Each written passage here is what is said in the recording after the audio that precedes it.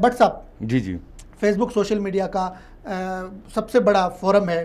جہاں ہمیں ایک آزادی ملتی ہے بولنے کی، لکھنے کی، اپنی رائے اور اوپینین دینے کی۔ فیس بک کچھ عرصے سے بالکل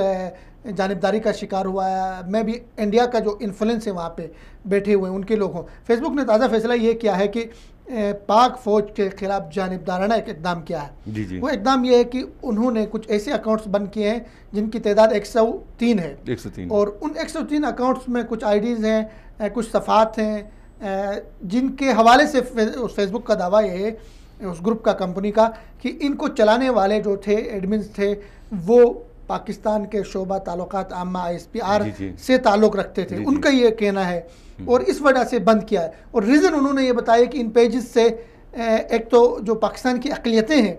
ان کے خلاف مواد شیئر ہوتا تھا، اور اسی طرح قادیانیوں کا نام لیا ہے، احمدیوں کا نام لیا ہے، ان کے خلاف مواد شیئر ہوتا تھا، اور اسی طرح پاکستان کے جو علیحدگی کی بات کر رہے یا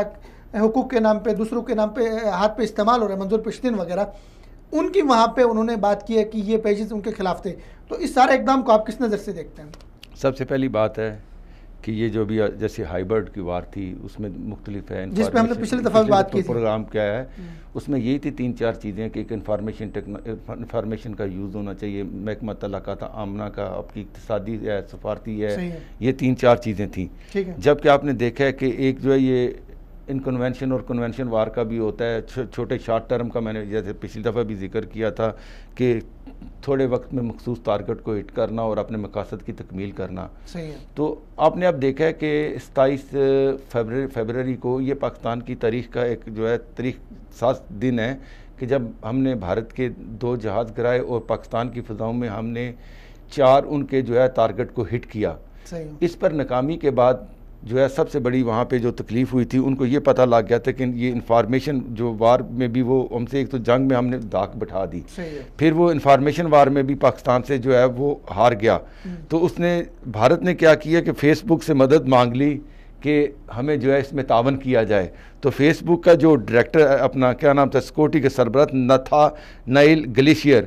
اس نے پاکستان کے 103 پیج اور گروپ جو ہے اکاؤنٹس کو فیس بک سے ڈیلیٹ کر دیا ہے، جس کا تعلق جو وہ بتاتا ہے کہ اس کا تعلق جو ہے پاک فوج کے محکمہ تعلقات عامہ سے ہے، ٹھیک ہے۔ جبکہ اس میں جو اس کے اگر ڈیٹیل بتائی جائے تو اس میں 24 جو ہے وہ پیج تھے،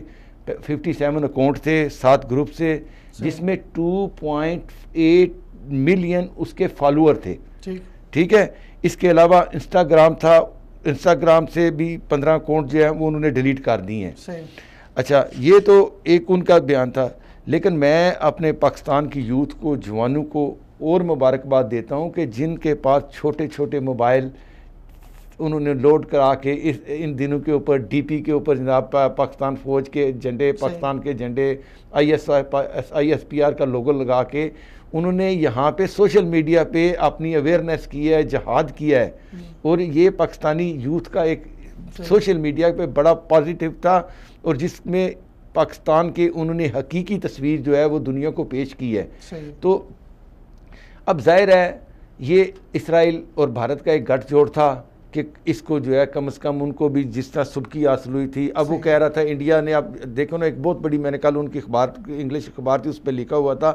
کہ پاکستان کی ISI سے جو زیادہ خطرناک ہے وہ پاکستان کی ISPR ہے، یعنی کہ پاکستان نے ایک مؤثر طریقے سے ود پروف کے ساتھ، ود تصویر کے ساتھ، ہر موقع کا، ہر لمحے کا انہوں نے بالکل جو تصویر پیش کی یا جو واقعہ بتایا ہے اس کو کوئی جو ہے نا غلط بیانی نہیں تھی۔